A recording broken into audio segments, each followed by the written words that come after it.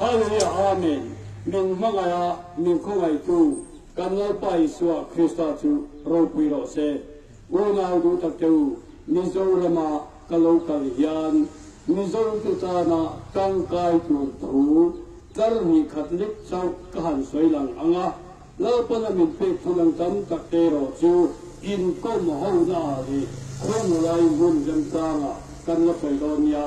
lapan min pe hian min fiat tirin sang khajakwa som riat nangan panga min lo fiat tin to chu thunu chu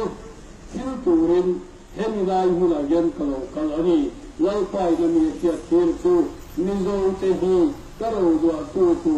kat han te an ni a chu ni pura tuan hingga hin turun tu kurno ning ti ana chu ni pura hingga hin turun ro tu te an ro tu an mu ana an ro tu ran mu hilan fiat tin turin mizo rama yan man pura panin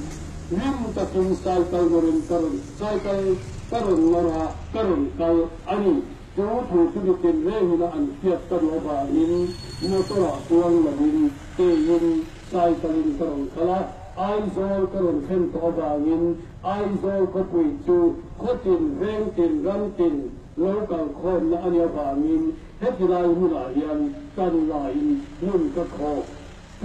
tu sia a zona ring a pum apian tenena churo puina chu lani suwa kristai ati chumi ro puina chang turamin huai tu le min kai huai tu pa le khapa le kharang chiang him chu phakinom ro se amen